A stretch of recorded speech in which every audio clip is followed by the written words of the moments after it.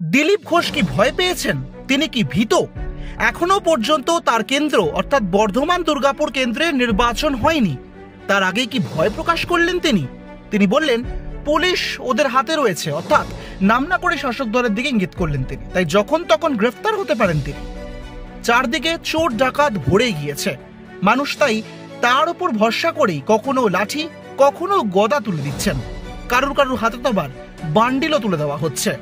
একই সঙ্গে তিনি বলেন এই চোর ডাকাতদের তাড়াতে কাউকে তো দায়িত্ব নিতে হবে, তাই মানুষ তাকেই বেছে নিচ্ছেন। নির্বাচনের প্রচারে বেরিয়ে এমনই বিস্ফোরক মন্তব্য করলেন দিলীপ ঘোষ। কি বলেছেন তিনি শুনবো। এত চোর ডাকাত গুন্ডা বদমাস, তাকে তাড়াবার দায়িত্ব কাউকে নিতে হবে। আমি নিয়েছি, লোক ভরসা করে আমাকে লাঠি দিচ্ছে, কখনো গদা দিচ্ছে, ত্রিশূল দিচ্ছে। আমার হাতে বোধহয় ওটা ভালো শোভা পায়, সেই জন্য আমাকে দেন মাঝে মধ্যে। বাকিদের হাতে তো বান্ডিল দিয়ে দেন, আমাকেও গ্রেপ্তার করে ফেলতে পারে। কারণ কি, পুলিশ ওদের হাতে আছে। নিজেরা বোম বিস্ফোরণ করছে, নিজেরা মরছে, মারছে, লোকে দেখছে কারা মরছে, কার বাড়িতে বোম পাওয়া যাচ্ছে। কিছু জায়গায় আমাদের লোকেদের বাড়ির সামনে বোম রেখে দিয়ে বলছে এই করেছে তাই করেছে, ভোটের আগে একটু ভয় দেখাবার চেষ্টা করছে। ব্যুরো রিপোর্ট, এক ঝলকে।